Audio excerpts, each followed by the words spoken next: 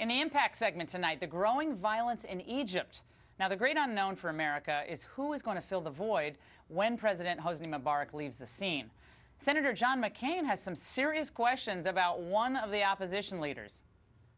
Well, first of all, al-Baradei is not a friend of the United States. Second of all, he could be a figurehead for the Muslim Brotherhood since he has no real following in Egypt. He's lived most of his life outside of Egypt. Let's bring on the liberal view on this from New York, Erica Payne. She's the founder of the Agenda Project. And here in Washington with me is Maria Cardona, a former advisor to Hillary Clinton. Ladies, good to see you. Maria, how would you grade President Obama's response thus far from beginning to where we are now? I think he's done a terrific job. Frankly, Laura, as you know, this is one of the most difficult positions that a president can be in.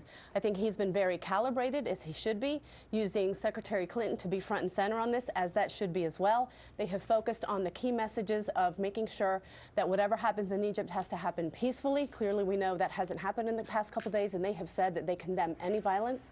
They've also talked about the necessity of making sure to stick to that our priorities are universal core values of making sure that the protesters, the people of Egypt's voices, are the ones that are being heard, and that transition needs to happen now. Right. And Erica, let's go to you on this.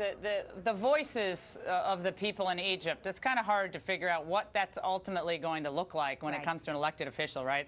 And what we know is there is a wave of Islamism which is moving across the Middle East. You see it bubbling up in places like even Tunisia, obviously Lebanon with Hezbollah, and even Jordan is worried about this now with the firing of the prime minister, deputy prime minister. And now here with the Muslim Brotherhood, with its history of wanting war against Israel, what we know it does to minorities, Christians, what it believes about Christians. How do we square in any way a government that could have a major presence, perhaps, of the Muslim Brotherhood resulting from all of this? How is that something we can support? Is that part of our universal core values? Well, I mean, I don't think supporting a leader who tortures his people is part of our core values either. And that's what we've done for 30 years. And frankly, you know, when Dick Morris says that we want to go in there and aggressively confront the protesters, I just think he's coming from an old school of thought about national security that has been proven to be incorrect. Historically, we have supported dictators who repressed their people, who tortured their people, who had secret police.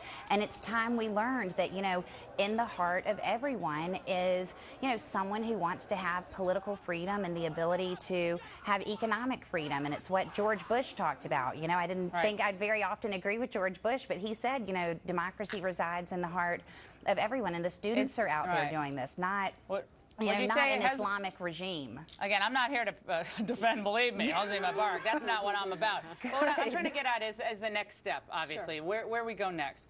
And really, I'm kind of waiting for this speech from President Obama, because he did the big Cairo speech. Why not a speech about the threat that Islamism, not Islam, Islamism, really, I think, it shows us in the way it treats people. Islamism presents a threat to true freedom, true liberty, true freedom of expression. I think that would be a powerful statement and actually go a long way to laying the concerns of people like me who say, okay, we have a direction here, and it's not that direction.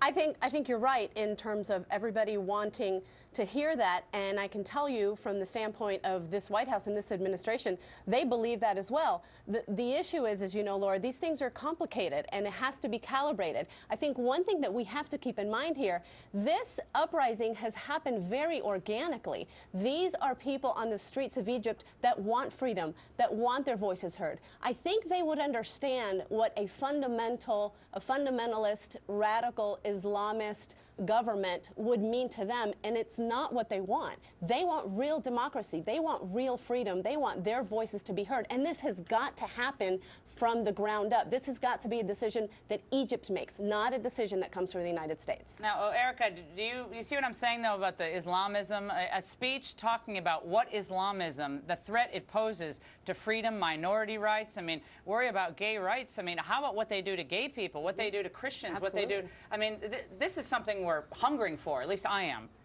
Yeah, I mean, I think that we get into really tough areas here. And, you know, we have to remember that this country is founded on this idea that you can worship how you want to worship. And there are a lot of people in this country I disagree with. You know, Yeah. there are people who blow up abortion clinics. There are people who Okay, you know, how do we show go up from and protest gay Islamism to the funerals, and pro-life all of that issue? I makes mean, me sick. But yeah. I mean, the fact of the matter is, we've got to support people's ability to have a robust democracy and trust that all those voices will come together where they should. This is the beginning, Laura. It's an evolution. We're out of time, but it's complicated, for sure. Ladies, we appreciate it. you. Up next. Thank you.